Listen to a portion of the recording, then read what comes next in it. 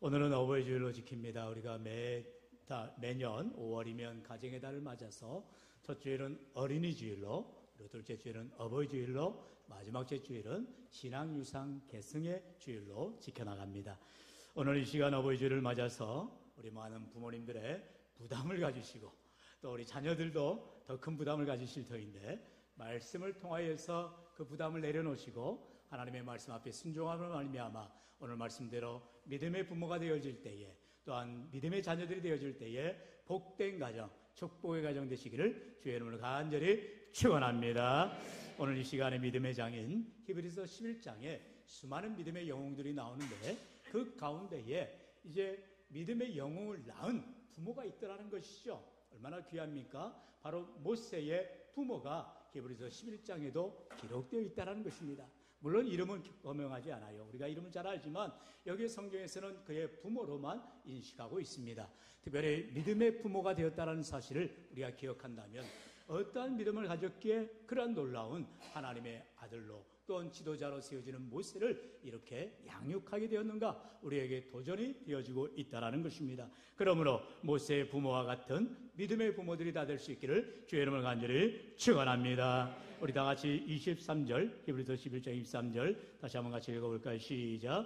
믿음으로 모세가 낳았을 때에 그 부모가 아름다운 아이임을 보고 석 달 동안 숨겨 왕의 명령을 무서워하지 아니하였으며. 아멘.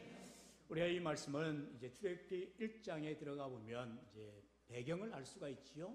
바로 지금으로부터 3,400년 전, 그러니까 BC 2,400년경에 애굽에, 여러분 지금의 우리 미국과 같은 그러한 전 세계 가장 초인류 강대국이 애굽인 것입니다. 지금도 이집트라는 나라로 북부아프리카에 거주 있지요. 그 애굽의 바로 왕이, 이제 우리가 잘 알듯이 야곱이 그의 후손들을 다 인솔해 올 때에 아들인 요셉이가 총리가 되었잖아요. 그래서 이제 총리가 되어서 나라의 2인자 아닙니까? 그래 자신의 부모님과 또한 형제들과 식솔들을 다 초청을 하는 것입니다. 쉽게 말하면 미국으로 이민을 가는 거예요. 초청 이민을 가는 것입니다. 가장 살기 좋은 곳 애굽의, 그것도 가장 곡창지대, 이제 나일강 하류의 삼각주입니다. 그것을 고센 땅이라고 합니다. 제가 이번에도 성지순례 가면서 그 땅을 밟아봤는데요, 여러분 그 고센 땅은요 풍족한 땅이에요. 그래서 1년에 산모자가 할 정도로 아주 농사에 또 여유가 있는 그러한 좋은 곡창지대입니다. 그것을 하사한 거입니다. 바로 왕이 이제 야곱의 후손들에게, 특별히 요셉이 총리니까 이제 잘 배려를 해준 거죠. 그런데 그 요셉의 이제 그 총리 시절에는 바로 왕이 참 이제 아주 야곱이나 이스라엘 사람들, 유대인들에게 우호적이었어요. 그런데 나중에 이제 바로 왕 이후에 계속 바로들이, 다시는 왕들이, 애굽의 왕들이 세워지는데, 이제 이 유대인들이, 이 히브리인들이 인구가 기하급수적으로 늘어나는 거예요. 그러면서 이제 위협을 하게 되는, 위협감을 느끼게 되는 그런 상황에 처하게 됩니다. 그러다 보니 이제 애굽의 원주민들이죠. 원주민들이, 아니 이러다가 우리가 이제 박힌 돌이 뽑히는 거 아니냐, 그래가지고 저들을 말살해야 되겠다. 이제 태어난 지 얼마 안 된 아이들, 특별히 남자아이들은 다 죽여버려라, 이렇게 바로가 엄명을 내리게 됩니다. 출애굽기 1장 22절은 성경 그렇게 말하지요. 그러므로 바로가 그의 모든 백성에게 명령하여 이르되 아들이 태어나거든 너희는 그를 나일강에 던지고 딸이거든 살려두라 하였더라. 이렇게 아들이 태어나면 나일강에 집어 던져버리라는 거예요. 다 죽여버리라는 거예요. 딸이면 살려두고요. 이런데 이제 이곳 가운데에 모세가 태어나게 된 것입니다. 모세는 남자아이지 않습니까? 그러니 부모가 오늘 본문에 나온 것처럼 석 달 동안 숨겨뒀다라는 거예요. 바로를 무서워하지 않았다는 것입니다. 얼마나 대단한 모습입니까? 그게 바로 믿음의 부모의 모습이죠. 그런데요, 그 라함셋이라고 하는 이제 고센 땅이 출애굽기 1장 11절에 보면 바로를 위하여 국고성 비동과 라함셋을 건축하게 하니라. 이제 이 수많은 이제 중도한 족속이 된 이 히브리인들을 이제 중노동으로, 강제 노역으로 이제 못 살게 구는 겁니다. 그곳이 바로 이제 국고성이라고 하는 이 비돔성, 그리고 람세성을 말합니다. 한번 영상을 보여주실래요? 네. 벌써 갔다 온 지 제가 이제 2달이 넘어가는데, 이렇게 한국에서 이제 인천공항에서 제가 비행기를 타고 카이로, 이집트 카이로에, 먼저는 이제 중간에 기착지가 있는 이제 뭐 어디죠? 네, 아무튼 네. 기억이 잘 안 납니다. 네. 그래가지고 암만, 암만이지? 암만에서 이제 다시 이제 이집트 비행기로 갈아타고 이제 저곳까지 카이로에 도착을 합니다. 이집트의 수도죠.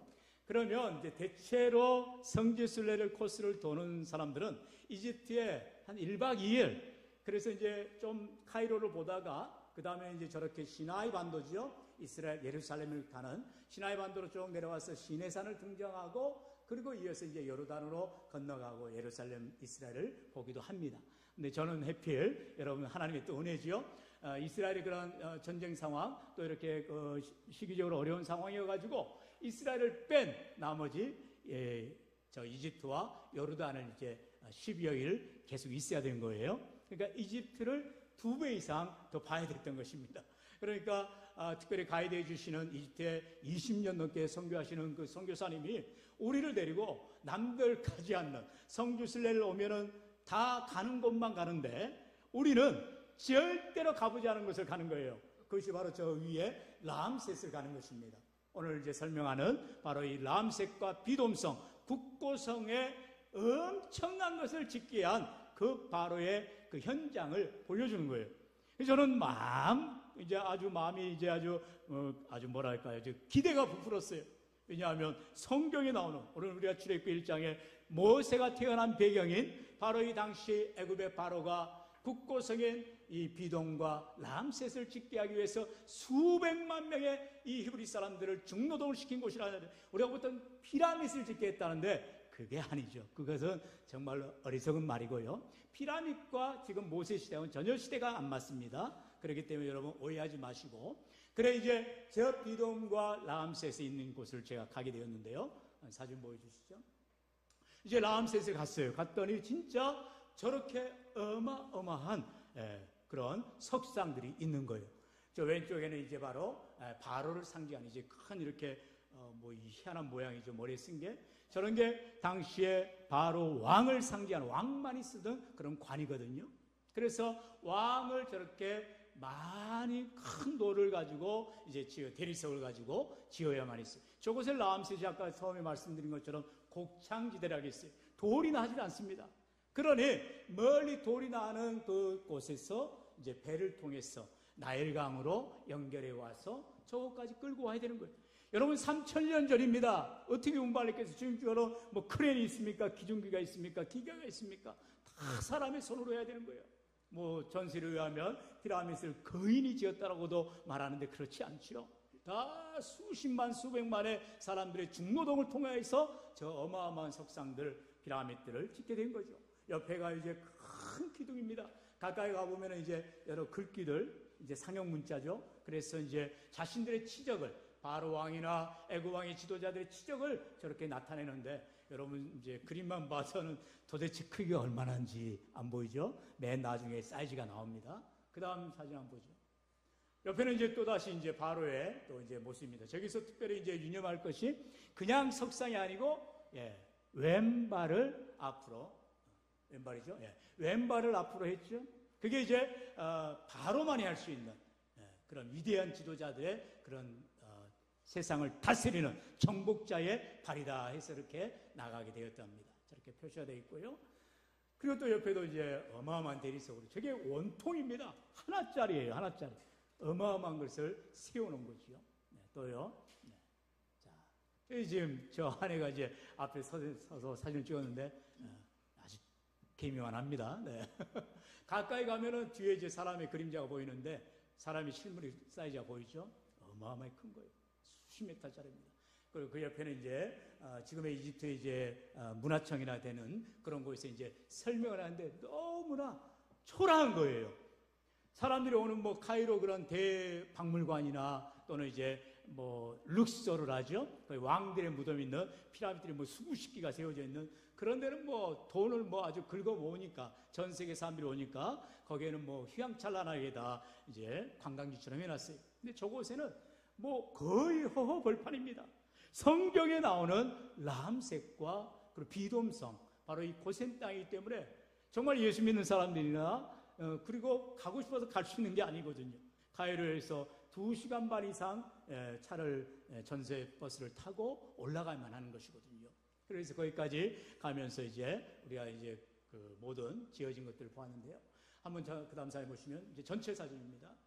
이렇게 각각의 여러 것들을 이렇게 세워놨는데 지금 어마어마한 저 땅, 람셋 땅 이제 지하에는 지금 보여지는 것에 100배 넘는 것들이 묻혀 있다고 합니다. 아직도 이집트인들은 무궁무진한 이러한 유적들이 땅속에 묻혀 있다는 거예요. 캐내지를 않고 있는 거예요. 캐내면 돈인데 우리나라 같으면 당장에 가서 불도저로 또 뭐 기중기로 다 끌어낼 텐데 이집트는 아직도 만만디라고 합니다. 저것이 바로 람셋과 비돔성, 바로 지금 출애굽을 하게 되는 이스라엘 백성들로 하여금 저렇게 엄청난 석상들 그리고 자신들의 지적을 나타내는 그러한 여러 비석들을 세우기 위한 바로의 흔적들을 우리가 보게 되는 것이지요. 네, 됐습니다. 자, 이렇게 우리가 오늘 본문으로 다시 돌아오면 출애굽을 하게 된 그 모든 여정은 이제 하나님께서 요셉을 총리로 세우시고 그리고 야곱의 식솔들을 다 이제 애굽의 가장 좋은 땅 바로 이 곡창지대인 고센 땅에 정착하게 하시고 수백 년의 세월을 동안에 수백만 명의 사람들로 늘어나게 되어지고 이제 거기에 위협을 느낀 애굽 사람들이 이제 남자아이들을 씨를 말려야 되겠다. 그래서 남자들 다 강에 던져버려라, 죽여버려라 할 때에 모세가 그때 태어나게 되더라는 것입니다. 그러나 모세가 마침 부모님과 잘 만났죠. 믿음이 없는 부모였다라면 그 바로의 그 폭정 앞에 두려움 때문에 자기의 그 예쁜 아들, 아름다운 아이라고 성경이 말하는데 너무나 철중한 아이요 멋진 아들을 그만 강물에 던져야만 했을 것입니다. 그러나 믿음으로 하나님을 의지함으로 숨겼다고 했습니다. 그 믿음 때문에 아이가 커서 수많은 민족을 이끌어내는 그리고 우리의 귀한 신앙의 대를 이어가는 이러한 믿음의 지도자가 되더라는 것입니다. 오늘 우리 인생 가운데에 이 모세의 부모와 같이 때로는 우리의 삶에 결정해야 될 시간이 다가옵니다. 선택해야 될 시간이 다가옵니다. 그럴 때에 믿음으로 결정하시고 믿음으로 선택할 수 있기를 축원합니다. 무엇보다도 사람의 만남이 귀하지요. 누구를 만나느냐에 따라서 인생이 달라지게 되어 있습니다. 그렇다면 그 만남의 시간들 그리고 어떠한 일을 할 것인가에 따라서 삶의 결정이 되어지는데 우리가 직업 선택이랄지 또는 진로랄지 꿈과 비전을 가지고 나아갈 때 결정함에 있어서도 믿음으로 결정하시고 주님을 의지하시기를 주의 이름으로 축원합니다. 여러분, 두 번째로 이러한 복된 믿음은 어떤 사람에게 일어나느냐? 바로 기도하는 가정에게 일어나더라는 것입니다. 우리 사무엘상 1장으로 돌아가 볼까요? 11절 말씀 같이 읽어봅니다. 시작. 서원하여 이르되 만군의 여호와여 만일 주의 여종의 고통을 돌아보시고 나를 기억하사 주의 여종을 잊지 아니하시고 주의 여종에게 아들을 주시면 내가 그를 평생에 그를 여호와께 아멘. 우리가 너무나 잘 아는 한나의 기도입니다. 특별히 한나의 그 기도는 서원 기도라고 하지요. 여러분, 한나는 기도하는 여종이었습니다. 그의 남편 엘가나는 너무나 귀한 남편이었어요. 비록 아내에게 아이가 없었지만 너무나 사랑하는 그런 남편이었습니다. 그러나 한나에게는 아들이 없음으로 인하여서 늘 마음이 애타고 괴로웠던 것입니다. 해마다 남편과 함께 실로에 올라가 기도할 때에 이제 한나는 간절히 부르짖어 기도합니다. 하나님, 왜 나에게 이렇게 좋은 남편을 허락하셨고 좋은 가정을 주셨건만 내게 아이를 낳지 못하게 합니까? 내게 아이를 낳을 수 있도록 은혜를 달라고 간절히 기도하게 되더라는 것입니다. 그러면서 우리가 읽은 말씀처럼 11절에 그는 고백하지요. 자녀를 주시면 먼저 그 자녀를 하나님께 드리겠나이다. 하나님께 소원하며 하나님께 간절히 기도합니다. 여러분, 소원 기도 함부로 해서는 안 되지요. 하나님은 그 약속을 지키게 하시는 것입니다. 여러분, 그러므로 한나는 정말로 하나님의 아들을 주시면 이제 그 은혜로 인하여서 아들 하나님께 바치겠다라고 간절히 기도하게 되더라는 것입니다. 그리고요, 어떤 일이 일어납니까? 27절 28절 같이 읽어봅니다. 시작. 이 아이를 위하여 내가 기도하였더니 내가 구하여 기도한 바를 여호와께서 내게 허락하신지라. 그러므로 나도 그를 여호와께 드리되 그의 평생을 여호와께 드리나이다 하고 그가 거기서 여호와께 경배하니라. 아멘. 할렐루야. 어떻게 되었다고요? 하나님께서 한나에게 아들을 주신 겁니다. 그리고 한나는 자기가 드린 서원 기도를 기억하고 이제 엘리 제사장에게 나와 내 아이를 하나님께 드립니다. 이 성전에 올려드립니다. 그러면서 하나님 앞에 평생에 드리나이다 고백하며 경배하며 믿음의 고백을 하는 것을 봅니다. 여러분, 자식이 없던 한나, 그 자식을 늦게라도 낳게 되었으니 얼마나 눈에도 아프지 않을 정도로 귀하겠어요. 근데 그 아이를 이별해야 되는 것입니다. 하나님께 바쳐야 되는 것입니다. 왜요? 서원 기도를 했거든요. 하나님과 약속을 했거든요. 하나님의 믿음으로 기도하며 나아간 이 한나는 아들을 낳은 그 은혜였지만 하나님께 또다시 드려야만 했던 것입니다. 그러면 한나가 또한 이렇게 기도해야 되지 않아요? 하나님, 제가 하나 드리니까 또 하나 주셔야 됩니다. 여러분, 무슨 하나님과 딜을 합니까? 거래합니까? 여러분, 저와 여러분은 그러한 믿음 가져서는 안 돼요. 오늘도 혹시라도 주님 앞에 나와서 하나님, 내가 주님 앞에 헌금 많이 드리잖아요. 내가 주님 앞에 많이 섬기잖아요. 주님 앞에 죽도록 충성하잖아요. 내 자녀들 복 주셔야 됩니다. 내 자녀들 축복해 주셔야 됩니다. 내 사업이 형통해야 됩니다. 여러분, 그런 기복주의 신앙은 버리시길 바랍니다. 하나님은 결도 않고 그런 하나님이 아니세요. 내 목숨을 아끼지 않고 하나님 앞에 바칠 때에 내가 정말로 아무것도 바라보지 못하고 주님만 의지하며 나아갈 때에 그 믿음의 모습을 보시고 우리 하나님은 갑절로 더 갑절로 복 주시는 참으로 좋으신 하나님 일로 믿습니다. 우리는 내일 일을 몰라요. 우리는 보험등이 아니에요. 여러분, 교통사고 나면 생명이 앗아갑니다. 그러면 남아있는 유족들에게 생명보험을 받아 누리게 하게 되죠. 그러나 하나님은 그런 생명보험에 그런 인간적인 보험이 아니에요. 내가 예수를 믿음으로 나는 죽었더라도 천국에 들어가는 영생복 나아가게 되는 참으로 놀라운 하나님의 은혜를 얻게 되는 줄로 믿습니다. 한나에게요, 하나님께서 그 아들을 바치는 그 귀한 믿음을 보시고 놀랍게 하나님 응답하시지요. 사무엘상은 1장에서 끝나지 않아요. 2장으로 들어가면 봅니다. 우리 2장 21절 말씀 다 같이요. 시작. 여호와께서 한나를 돌보시사 그로 하여금 임신하여 세 아들과 두 딸을 낳게 하셨고 아이 사무엘은 여호와 앞에서 자라니라. 아멘. 할렐루야. 여러분, 어떻게 되었다고요? 아들 하나를 바쳤더니 하나님께서 또다시 임신하게 하셔서 아들 셋과 딸 둘을 허락하여 주신 줄로 믿습니다. 여러분, 얼마나 좋으신 하나님이세요. 제가요, 어제 우리 교회 임직식을 했잖아요. 그래서 그렇게 말씀을 드렸거든요. 우리 오신 목사님들께 축복을 빌면서 제가 부임해서 10년째 만에 무려 임직식을 3번 하게 됩니다. 귀하신 장로님 3분을 세우게 되었습니다. 얼마나 큰 축복인지 모릅니다. 그렇게 고백하게 되었습니다. 그러자 어떤 목사님이 축사하시면서 그랬잖아요. 건강한 교회니까 또 좋은 성도님들이니까 이렇게 귀한 일꾼들이 세워주는 겁니다라고 축사하시는 것을 들었지 않습니까? 제가 한번 돌아보았어요. 한번 계산을 해봤어요. 과연 제가 3번의 임직식을 진행하면서 은퇴하신 분들이 몇 분이고 임직되신 분들이 몇 분인가 세봤습니다. 기가 막히죠? 네.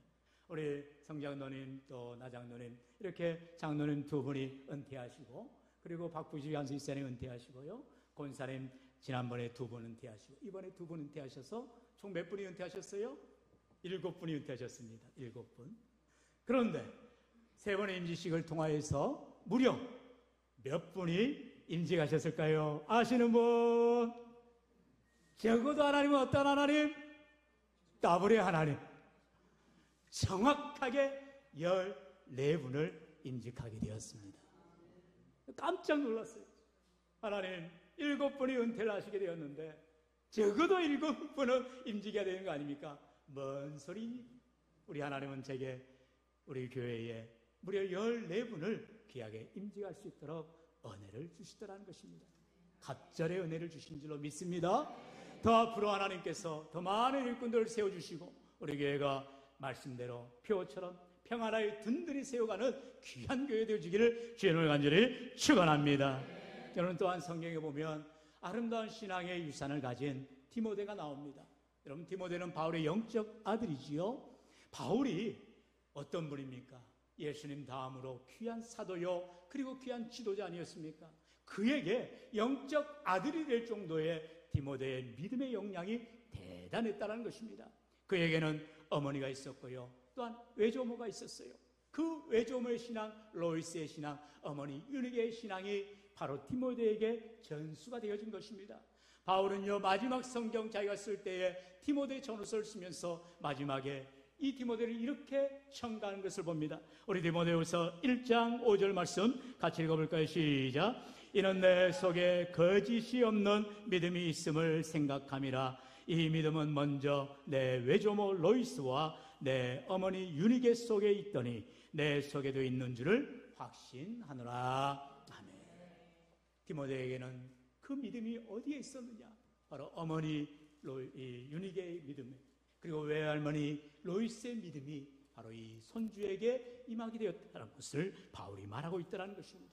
오늘 저와 여러분이 있는 것은 바로 부모의 믿음 때문이요, 또한 우리의 믿음이 자녀들에게 유산으로 흘러 넘쳐할 줄로 믿습니다. 그러므로 오늘 어버이 주일을 맞아서 참으로 내가 믿음의 부모인가, 또한 내가 믿음의 자녀인가를 다시 한번 점검해 보시고 자녀들을 사랑하되 주의 말씀과 교훈으로 양육하고 한나와 같이, 윤희가 같이, 로이스와 같이 눈물로 기도하는 귀한 어머니들이 되시고, 또한 자녀들은 부모를 효도하되 극진히 섬기고 사랑하며 존경하는 귀한 자녀들이 되시기를 축원합니다. 우리 다 같이 에베소서 6장 1절로 4절의 말씀을 저 아래에 앉아시켜도가 마칩니다. 자녀들아, 주 안에서 너희 부모에게 순종하라. 이것이 옳으니라.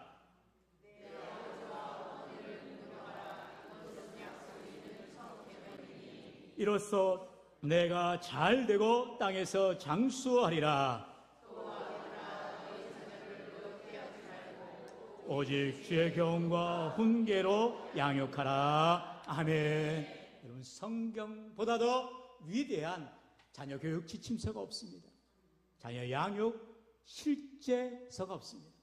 하나님 말씀대로 자녀들을 주의 교훈으로 양육하시고 눈물로 기도하실 때에 우리 믿음의 자녀들은 반듯하게 자라게 되어지고, 혹시라도 실수하고 넘어지고 좌절하고 실패하고 낭만 가운데에 세상으로 나아갈지라도 다시금 어머니의 기도로 인하여, 외할머니의 기도로 인하여, 아버지의 말씀 양육으로 인하여 돌아오고 하나님의 귀한 교회에 일꾼 되어지며 하나님께 충성된 종들 되어지기를 주의 이름을 간절히 축원합니다. 축원합니다.